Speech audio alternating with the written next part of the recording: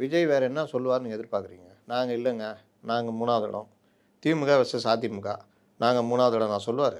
AIADMK replace பண்ணுறதுக்கு எல்லாரும் அப்படி தாங்க சொல்லுவாங்க. யதார்த்தம் என்னன்றது தான் கணக்கு. நீங்கள் இப்போ அன்புமணி சொன்னார் 2021 நான் தான் முதல்வர், 2011 16 2016 நான் தான் முதல்வர்னாரு. 2021 நாங்கள் யாரை கை காட்டுவோமோ அவங்க முதல்வர்னாங்க. சிறுத்தைகள் ஆண்டு அப்படின்னு இவர் சொன்னார். எல்லாருக்கும் அந்த உரிமை இருக்குது, எல்லாருமே அப்படி தான் சொல்லுவாங்க. சீமான் சொல்லியா 8% வச்சுக்கிட்டு எங்கள் கையில் தான் ஆட்சி வரும், இந்த மண் என் கையில் வரும், அந்த மாதிரி. இப்போ எவ்வளோ சொல்லிக்காதம்மா 24% வாங்குவோன்னு சொல்லிட்டு இருக்காரு சீமான், கரெக்டா? இது எல்லாரும் பின்ன அப்படி தாங்க சொல்லுவாங்க. இப்போ எங்களுக்கும் திமுக தான் போட்டின்னு இவங்க சொல்கிறாங்க.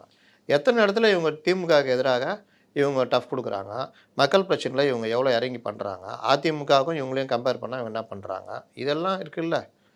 அதனால் இவர்கள் இப்போ தான் இந்த பால்வாடி குழந்தைகள் மாதிரி வந்துக்கிட்டு இருக்கிறாங்க.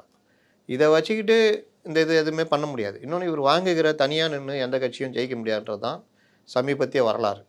அப்போ இவர்கள் வாங்குகிற 25% யார், இவர் சொல்கிற 26% இருந்தால் கூட அது வின்னிங் பர்சன்டேஜ் கிடையாது. ஒருவேளை கூட்டணிலாம் சேர்றாங்க, தேர்தல் சமயத்தில் வந்து தாவேக தலைமை ஒரு கூட்டணி அமையுதுன்னா யார் இம்பாக்ட் ஏற்படுத்துவாங்க? யார் வருவா அதான் கேட்குறேன். காங்கிரஸ் பேர் அடிபட்டு இருக்கே சார். அது சொல்லிட்டான் தான் சொன்னேன் நரேட்டிவ்னு. இப்போ என்டிஏ கூட போனா என்டிஏ கூட பேச்சுவார்த்தை நடந்தது உறுதிப்படுத்தப்பட்ட தகவல், அது நரேட்டிவ் கிடையாது. முன்னாடி தான் ஒத்துக்கிட்டு. ஆனால் காங்கிரஸ் கூட போச்சுன்னா அது வந்து நரேட்டிவ். என்டிஏ கூட போகிறது நரேட்டிவ் கிடையாதுன்னு ஏன் சொல்கிறேன்னா, விஜய் பேச்சுவார்த்தை நடத்தினாரு.